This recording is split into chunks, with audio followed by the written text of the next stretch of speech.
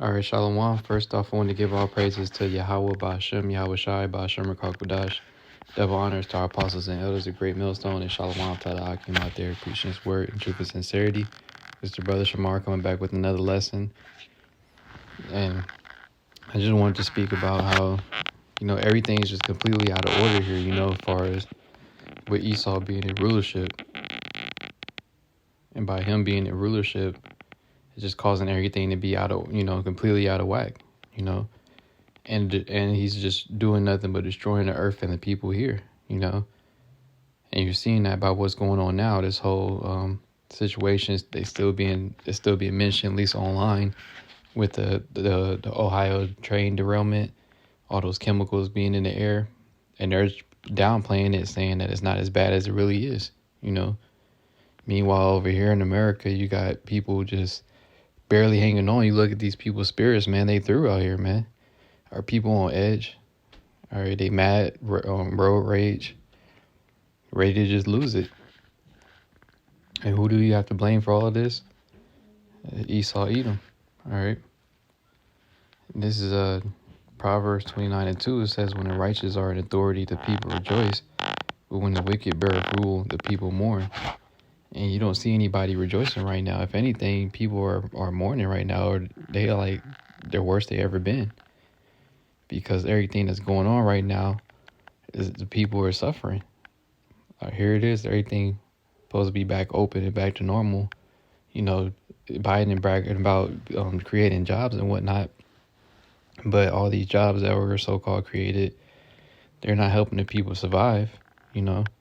You still living paycheck to paycheck. Meanwhile, inflation is just kicking you left and right. You ain't catching a break, basically. And things are only going to continue to get worse. Then you got, these plants being burnt down, for different meat facilities or egg facilities, things, random stuff like that happening, not even being mentioned, on top of these different chemical spills. The one you had happened in Ohio, you had one happen in Arizona, and then it may just continue to be more and more random ones like that, man. All right. And I had seen an article mention that the train derailment incident was actually in a movie that came out on Netflix. I had looked it up after it mentioned the movie, but the movie was called White Noise, and it's kind of like a comedy type of movie, I guess, when you look at the trailer. But it pretty much showed you literally what happened out there happened in the movie. So, Esau always just puts it out there in your face about stuff that he plans on doing, man. All right. And the movie was like, I'm not sure when it came out, but it was before that incident happened, I believe. But in the movie, it showed you pretty much everything that happened. The train derailed, chemicals leaked out. They said everything was cool at first, and then, it's people wearing masks and suits and all type of other crazy stuff. I just looked at the trailer. I didn't really watch the movie, but the trailer is enough. The movie ain't look that good to watch. But this is just showing you that Esau, Edom, is the cause, man. Further destroying the world, man. And that's why the people are mourning. Ultimately, because you have the wicked in rulership, man. Job 9:24. All right. Everything that he creates and everything that he does is to further oppress and destroy the people, man. He doesn't do anything good. He only knows how to do evil. Matter of fact, I'm going to get that in Habakkuk real quick. Because the spirit ain't upright, like it says in the scriptures. I'm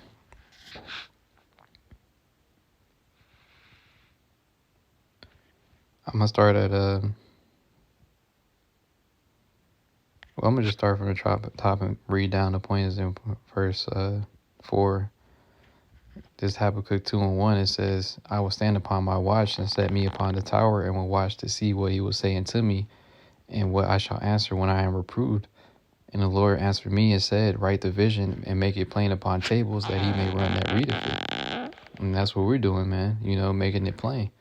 All right.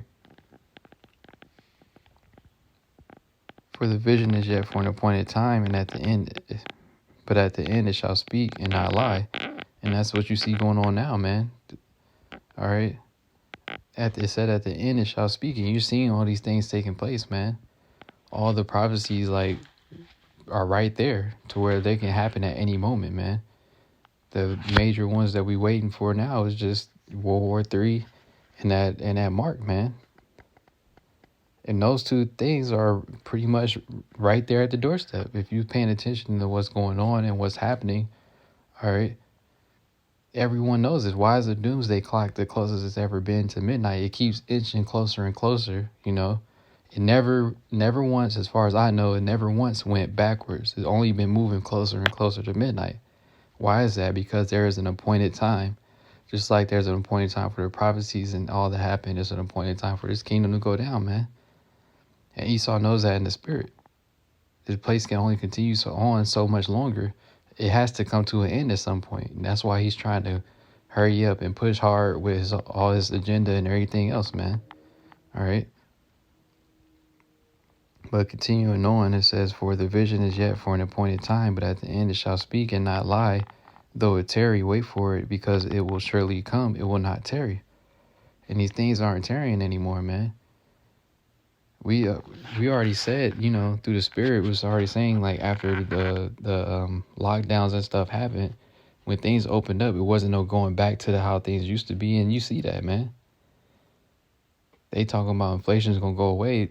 It hasn't went away. It's just the new norm. If anything, the prices that you pay on things went up and hasn't went down, you know. And if anything, the prices are going to continue to slowly increase on you.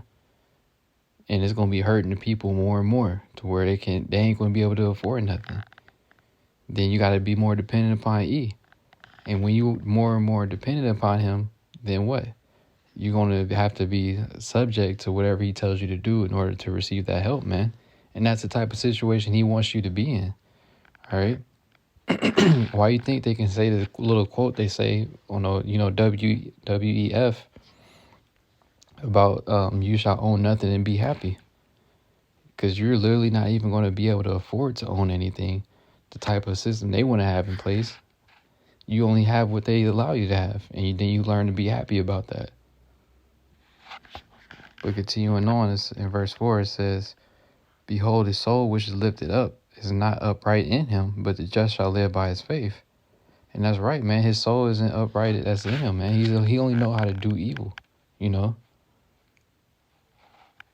That's all he know how to do is be the devil, which he is, man. That's why he's just only about destroying the earth, man. And that's why Yahushua has a set appointed time that he's going to take this devil out, man. All right, like it says in Job, he set the bounds that he cannot pass, man. All right, Yahushua has a set time that Esau is going down, man. So the more and more that he's doing is really good because he's getting close. That's just showing us that we're that much closer to the end, man, because it tells us in 2nd Esdras, man.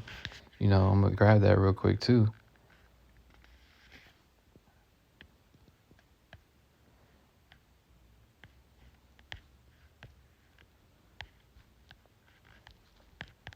This is 2nd Esdras 6 and 9. It says, for Esau is the end of the world, and Jacob is the beginning of it that followeth.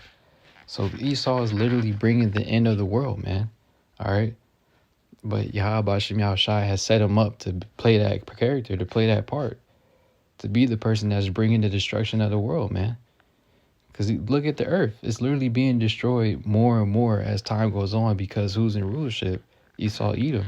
And all he knows how to do is destroy. All right.